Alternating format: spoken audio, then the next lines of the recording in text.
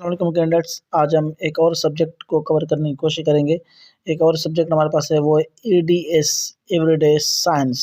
Everyday science के जो important सवाल आते हैं, एवरीडे साइंस कितनी इम्पोर्टेंस रखती है, एवरीडे साइंस कितना इम्पोर्टेंट है हर जॉब टेस्ट में आने वाले क्वेश्चंस में। हाफ ऑफ जो क्वेश्चंस होते हैं वो होते हैं एवरीडे साइंस से। एवरीडे साइंस में केमिस्ट्री, बायोलॉजी ये मिक्सिंग में आ गए। ठीक है, जितने भी साइंस के सवाल होंगे वो एवरीडे साइंस में होंगे। इसमें आपको बहुत ही इम्पोर्टेंट सवालात मिलेंगे। इसमें हर तरह की साइंस होती है, हर तरह की साइंस हर जॉब टेस्ट में दी जाती है।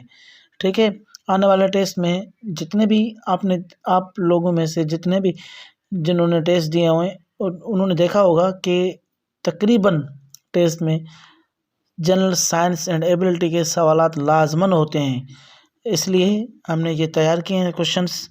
ये आप देख लें, आने वाले जॉब्स के हवाले से बहुत ही इम्पोर्टेंट्स हैं। ठीक है, हम देखते हैं इन सवालात को, बढ़ते हैं आगे सवालात की तरफ से। ठीक है, सबसे पहला हमारे पास सवाल है, which is the outer most planet in the solar system. Solar system में जो प्लैनेट्स हैं उनकी तादाद कितनी है वो भी आप जान लें। उनमें तादाद है 8, पहले 9 थे। ठीक है, 8 हैं। जो आउटर मोस्ट प्लैनेट है वो कौन सी है, वो है नेपच्यून। ठीक है, severe deficiency of vitamin D is results in. जो severe deficiency of vitamin D है, विटामिन डी की जो सेवियर डेफिशिएंसी होती है उसका रिजल्ट क्या होता है, उसका रिजल्ट होता है रिकेट्स की। ठीक है, रिकेट्स क्या होती है, रिकेट्स एक हड्डियों की बीमारी होती है। ठीक है, वो होती है rickets. Deficiency of vitamin D की वजह से कौन सी बीमारी होती है, वो होती है रिकेट्स की। Radio activity was discovered by, radio activity किसने डिस्कवर किए थे, वो किए थे बेकरल ने। ठीक है, बेकरल वाज अ साइंटिस्ट। ठीक है, बेकरल वाज अ साइंटिस्ट जिन्होंने डिस्कवर किया था रेडियो एक्टिविटी को। आगे देखते हैं, आगे हमारे पास सवाल है, a device which converts chemical energy into electrical energy is called battery. ये वो कौन सी डिवाइस है जो केमिकल एनर्जी को कन्वर्ट करती है इलेक्ट्रिकल एनर्जी में। ठीक है, वो होती है बैटरी। ये सवाल रिपीटेड है, मोस्टली जॉब्स टेस्ट में ये सवाल रिपीटेड है। ये रिपीटेड क्वेश्चन है। Device which converts chemical energy into electrical energy is called battery. ये बहुत ही रिपीटेड क्वेश्चन है। द सन इज सन क्या है, वो एक स्टार है। ठीक है, जो सूरज है वो क्या है, बेसिकली वो एक स्टार है। वो कोई अलग से चीज़ नहीं है। ठीक है, वो एक स्टार है। स्टार साइज़ में दूसरे स्टार से इसकी साइज़ ज़्यादा है, इसलिए हम इसको सन कहते हैं। ठीक है, मास ज़्यादा है। The most densest substance on the earth is, densest substance on earth कौन सी है, सबसे ज़्यादा अर्थ में जो सब्सटेंस तादाद है वो कौन सी है, वो है ओस्मियम की, याद रखिएगा। When white light is passed through a prism, it spirals into dash colors. जब भी लाइट, वाइट कलर की लाइट जो क्रॉस करे प्रिज्म को, क्रॉस करने के बाद कितने कलर्स हो जाते हैं, उसके हो जाते हैं 7 कलर्स। ठीक है, जैसे आपने देखे होंगे rainbow colours. Sound waves are dash waves. Sound waves को क्या, कौन सी वेव्स कहा जाता है, उनको कहा जाता है लॉन्गिट्यूडनल वेव्स। ठीक है, ये longitudinal waves. The nearest planet to the earth is Venus. सबसे नज़दीक प्लानट जो ज़मीन को है वो कौन सी है, वेनस। वेनस प्लानट ज़मीन को क्लोजेस्ट है। ठीक है, the planet which is easily visible from the earth is. Planets, वो प्लैनेट जो ज़मीन से हम इजीली देख सकें वो कौन सी प्लैनेट है, वो है वेनस। हमने इवनिंग में देखा होगा जब सूरज ग्रुब होते है तो उसमें क्या होता है, रेड कलर का एक रेडिश कलर हो जाती है, तो वो भी एक वेनस का कलर है। ठीक है, तो the nearest planet to the earth is Venus and easily visible from the earth is Venus, याद रखिएगा दोनों में। What is dry ice. Dry ice क्या है, बेसिकली ड्राई आइस एक सॉलिड कार्बन डाइऑक्साइड है, याद रखिए सॉलिड कार्बन डाइऑक्साइड है। Solid carbon dioxide dry ice है। Digestion of food is completed in the जो डाइजेशन ऑफ फूड वो कहाँ होती है कंप्लीट, होती है स्मॉल इंटेस्टिन में। डाइजेशन ऑफ फूड कहाँ होती है, स्मॉल इंटेस्टिन में। आगे हमारे पास सवाल है वो है metrology is the study of, metrology किसकी स्टडी है, वो है एटमॉस्फेयर की, माहौलियात की स्टडी को हम क्या कहते हैं, metrology. Metrology is study of atmosphere. The good source of vitamin A R, vitamin A के लिए जो गुड सोर्सेज हैं, जो बेहतरीन सोर्सेज हैं जो विटामिन ए को बढ़ाएं, ए को इंक्रीज़ करें, ए के लिए फ़ायदेमंद हैं, वो कौन से सोर्सेज हैं, वो हैं green leafy vegetables. Green leafy vegetables vitamin A के लिए बेहतरीन सोर्सेज हैं। कैरेट्स जैसे आपने देखे होंगे, ठीक है। The good source of vitamin B complex, और विटामिन बी कम्प्लेक्स के लिए कौन सी गुड सोर्सेज हैं, उसको इंक्रीज करने के लिए, उसके लिए फ़ायदेमंद कौन सी हैं, वो है सीड्स। ठीक है, सीड्स जितनी भी हैं वो विटामिन बी कम्प्लेक्स के लिए सूटेबल हैं। ठीक है। The good sources of vitamin C are, vitamin C के लिए गुड सोर्सेज कौन सी हैं, वो है फ्रेश वेजिटेबल्स एंड फ्रूट्स। याद रखिएगा, फ्रेश वेजिटेबल्स एंड फ्रूट्स, ये तीनों आप याद रख लें। Good sources of vitamin A, good sources of vitamin B and good sources of vitamin C. The good source of iodine are, iodine के लिए गुड सोर्सेज कौन सी होती हैं, जिस किसी इंसान में आयोडीन की कमी हो जाए तो उसको कौन सी चीज़ें सजेशन की जाती हैं, उसको की जाती हैं सी फूड्स। आयोडीन की कमी के लिए कौन सी चीज़ें होती हैं, वो होती हैं सी फूड्स। जो समुद्री लाइफ है वो चीज़ें हम समुद्र में जो चीज़ें होती हैं वो हम खाते हैं। फॉर एग्जांपल आप सी फूड मछली वगैरह हो गई, ऐसी चीज़ें खाएंगे, ऐसी चीज़ें हम इस्तेमाल करेंगे तो आयोडीन की कमी हम पूरी कर सकेंगे। Wind energy is the dash energy, kinetic energy. Wind energy को हम किनेटिक एनर्जी कहते हैं। किनेटिक एनर्जी जैसे एक फ़ैन होती है, विंड फैन जो होती है, जो एनर्जी बनाने के लिए जहाँ पावर प्लांट्स होते हैं वहाँ पे आप देखे होंगे विंड एनर्जी पे होती है। वो एनर्जी कौन सी होती है, वो किनेटिक एनर्जी होती है। Water covers dash of the earth's surface, पानी ऑलमोस्ट ज़मीन में कितनी है, ज़मीन के जो सरफेस है उसमें पानी कितना है, वो है 71%। 71% जो ज़मीन है वो पानी में कवर्ड है। Copper can be converted into gold by, जो कॉपर है, कॉपर को हम गोल्ड में अगर कन्वर्ट करना चाहें तो वो कैसे होगी, वो होगी आर्टिफिशियल रेडियो एक्टिविटी के ज़रिए। कौन सा सोर्स है हमारे पास, आर्टिफिशियल रेडियो एक्टिविटी के ज़रिए हम कॉपर को इजीली कन्वर्ट कर सकते हैं गोल्ड में। Study of life in outer space is known as, study of life in outer space, जो स्पेस से बाहर जो लाइफ है उसको स्टडी करने के लिए, उसको स्टडी को क्या कहते हैं, उसको वो स्टडी कौन सी होती है, वो होती है exobiology. Exobiology study of outer space. Exobiology study होती है जो लाइफ स्पेस से बाहर है, उसकी स्टडी हम एक्सोबायोलॉजी कहते हैं। Sensitive layer of the I is, sensitive नाजुक जो लेयर है वो आई की कौन सी है, आँख की कौन सी है, वो है retina. Retina is the sensitive layer of the eye. Basic metals can be converted into gold by, जो बेसिक मेटल्स हैं उनको हम अगर गोल्ड में कन्वर्ट करना चाहें तो वो कैसे हो सकती हैं, वो हो सकती हैं आर्टिफिशियल न्यूक्लियर रेडियो एक्टिविटी के ज़रिए। ऊपर हमने पढ़ा कॉपर को अगर हम गोल्ड में कन्वर्ट करें तो वो आर्टिफिशियल रेडियो एक्टिविटी, अगर बेसिक मेटल्स को हम कन्वर्ट करें गोल्ड में तो वो होगी artificial nuclear radioactivity. The instrument which measures very high temperature, कौन सी इंस्ट्रूमेंट है जो वेरी हाई टेम्परेचर को मेजर करने के लिए यूज़ होती है, वो होती है pyrometer. Pyrometer is use to measure very high temperature. आगे देखें, chemical used to kill rats and mice are, कौन सी केमिकल यूज़ की जाती है रेट्स और माइस को मारने के लिए, उनको किल करने के लिए, वो होती है rodenticide. Rodenticide chemical which we can use to kill rats and mice. आगे हमारे पास सवाल है वो है which is the most elastic thing, ज़मीन में दुनिया में जो भी इलास्टिक थिंग्स हैं, जो चीज़ें हैं उनमें मोस्ट इलास्टिक थिंग कौन सी है, वो है steel. Steel most elastic thing है। ये भी रिपीटेड क्वेश्चन है। The number of spark plugs needed in diesel engine is, diesel engine की जितनी भी गाड़ियां हैं वो स्पार्क कितनी होती है स्टार्ट करने में, वो होती है 0। ठीक है। मानसून इज काज बाय, ये भी बहुत ही इंपॉर्टेंट सवाल है, रिपीटेड सवाल है। एसपीएससी में, एफपीएससी में जितने भी जॉब्स टेस्ट हुए हैं उनमें ये रिपीटेड क्वेश्चन है। Monsoon is cause by, monsoon is cause by क्यों होती है मानसून? मानसून वो होती है seasonal reversal of winds.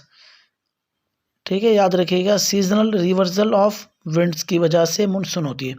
Ozone layer prevents देश radiation from entering the atmosphere, ozone layer जो है वो किन चीज़ों को प्रिवेंट करती है, कौन सी रेडिएशन को प्रिवेंट करती है, रोकती है ज़मीन तक माहौल में एंटर होने से?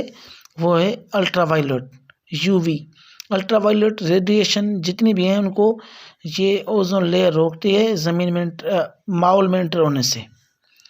आगे सवाल है, fruits without seed like banana are called, वो फ्रूट्स जिनके बीज ना हो, जिनके अंदर बीज ना हो ना, बीज, वो उन फ्रूट्स को हम क्या कहते हैं? वो फ्रूट, उनको हम साइंटिफिक नेम, उनका नाम क्या है? वो है पार्थेनोकार्पिक फ्रूट्स। वो फ्रूट्स जिनमें बीज ना हो उनको हम साइंटिफिक नेम के क्या कहेंगे? वो हम कहेंगे पार्थेनोकार्पिक फ्रूट्स। आगे हमारे पास सवाल है, वो है name the most abundant element present in the human body is, सबसे ज़्यादा जो एलिमेंट है जो इंसान ह्यूमन बॉडी में मौजूद है वो कौन सी है? वो है ऑक्सीजन। सबसे ज़्यादा एलिमेंट कौन सी है इंसान ह्यूमन बॉडी में? वो है oxygen. Approximately 65% of body mass जो है वो ऑक्सीजन होती है, याद रखिएगा। ठीक है, मीन्स के 65% से ज़्यादा मास जो है वो है oxygen. The second most common element in the human bodies, oxygen के बाद जो सेकंड मोस्ट कॉमन एलिमेंट है वो कौन सी है ह्यूमन बॉडी में? वो है कार्बन। फर्स्ट जो कौन सी है सबसे ज़्यादा? वो ऑक्सीजन है। सेकंड कौन सी है? Carbon. Colour of sky without sun and sun would be, colour of sky without sun would be, अगर सन ना हो, ज़मीन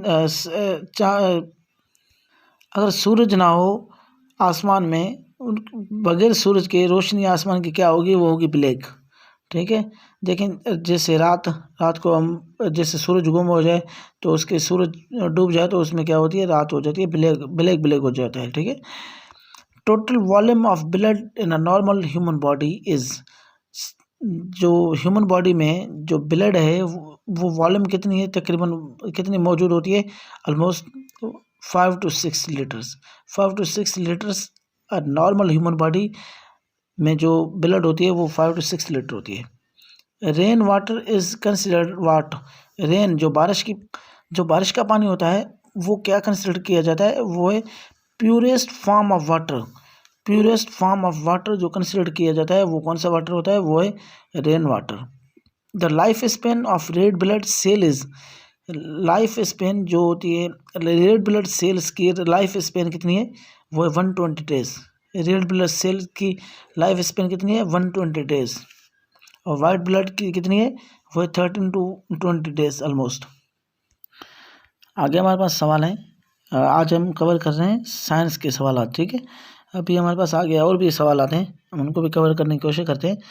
Y it is difficult to cook on mountain because of, ये क्यों मुश्किल पड़ती है जब माउंटेन्स की ऊंचाई पे हम जाकर अगर कुकिंग करें तो ये कुकिंग क्यों मुश्किल पड़ जाती है? जब हम माउंटेन्स पे जाकर कुकिंग करते हैं तो मुश्किलात का सामना करना पड़ता है, वो क्यों? रीज़न क्या है?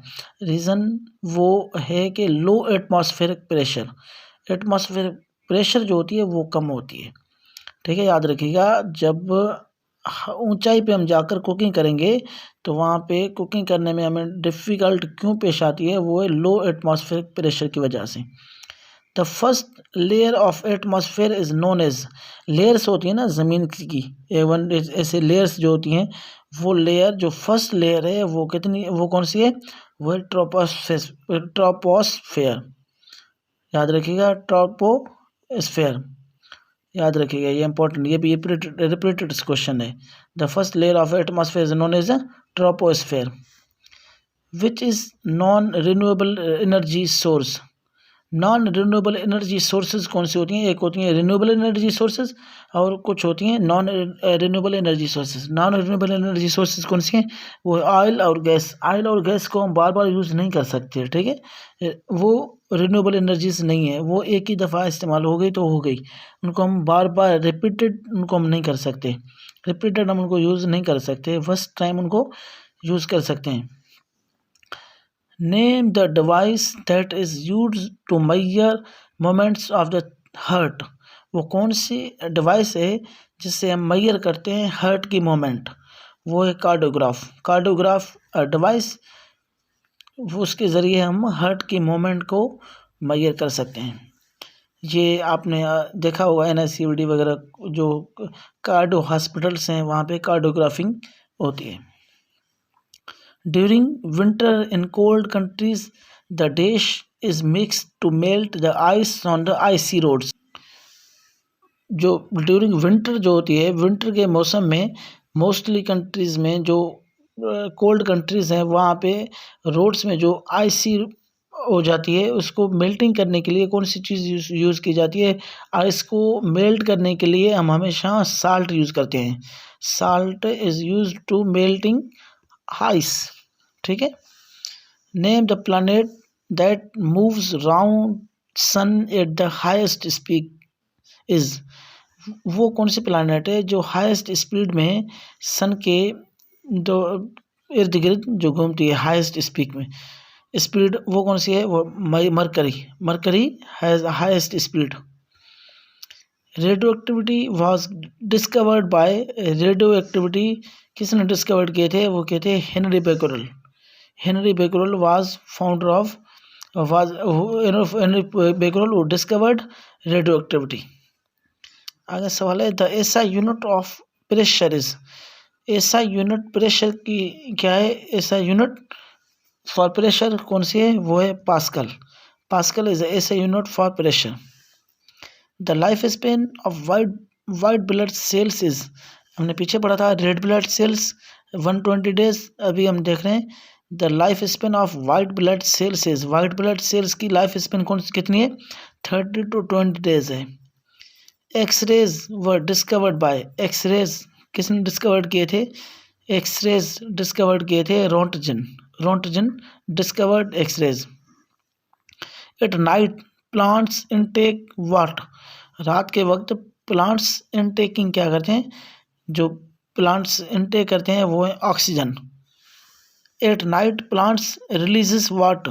रात के वक्त जो प्लांट्स हैं वो रिलीज क्या करते हैं? Carbon dioxide. रात के वक्त कार्बन डाइऑक्साइड रिलीजिंग होती है, इनटेकिंग होती है ऑक्सीजन, और दिन में कार्बन डाइऑक्साइड इनटेकिंग होती है, नाइट में ऑक्सीजन, ठीक है। याद रखिएगा, ये इंपॉर्टेंट सवाल आते हैं। कोशिश करते हैं हम आगे भी कवर करने की कोशिश करेंगे। टिबिया ह्यूमन बॉडी में एक बोन है, वो कहाँ पाई जाती है? वो है लेग में, ठीक है। टिबिया बोन जो है वो कहाँ पाई जाती है? वो है लेग में। The largest part of the human brain is. Human brain की सबसे लार्जेस्ट पार्ट कौन सी है? वो है cerebrum. Cerebrum part is the largest part of human body and human brain.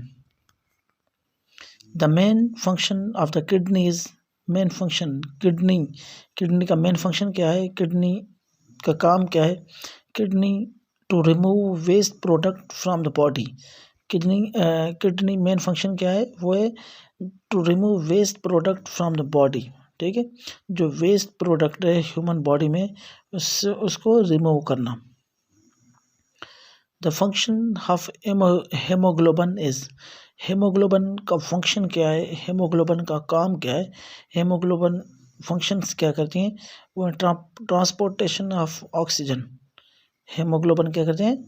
Transportation of oxygen, oxygen को ट्रांसपोर्टेशन करते हैं। विच is the largest gland in the human body is. Largest gland human body में कौन सी पाई जाती है? कौन सी है लार्जेस्ट ग्लैंड ह्यूमन बॉडी में? वो liver. Liver is the largest gland of human body. Which is the largest organ in the human body. Organ और ग्लैंड याद रखिएगा। Largest gland liver, largest organ skin. Which is the largest organ in the human body is skin, which is the largest gland in the human body is liver. Organ और gland both are different. आगे सवाल है which blood group is called universal donor. Universal donor group कौन सा है, blood group कौन सा है, वो है ओ। याद रखिएगा, यूनिवर्सल ब्लड ग्रुप डोनर वो है वो। O group is universal donor group. Which gland in the human body is called the master gland. Master gland कौन से ह्यूमन बॉडी के पार्ट को कहा जाता है, विच ग्लैंड कौन सी ग्लैंड को ह्यूमन मास्टर ग्लैंड कहा जाता है, वो है पिट्यूटरी ग्लैंड। याद रखिएगा, pituitary gland is the master gland in the human body. How many bones are there in a newborn infant. Newborn infant बच्चे में, जब न्यू पैदाइश वाले बच्चे में कितनी हड्डियाँ होती हैं, वो हैं 300। देन जॉइंट होने के बाद 206 तकरीबन ह्यूमन बॉडी में जो बोन्स हैं वो है 206। न्यूली बॉर्न बेबी में कितनी होती हैं, वो हैं 300। Malaria is a disease which affects the. Malaria एक बीमारी है, वो अफेक्ट कौन से पार्ट को करता है, ह्यूमन बॉडी में कौन सा पार्ट है जिसको मलेरिया अफेक्ट करती है, वो है spleen. Spleen is dangerously affected by malaria disease. याद रखिएगा, ये बहुत ही इंपॉर्टेंट सवाल आते हैं साइंस से रिलेटेड, देख लेंगे ये इनको। और अपकमिंग जॉब्स के लिए आप इनमें से तैयारी कर सकते हैं, इनको लिख भी सकते हैं आप। Thank you so much.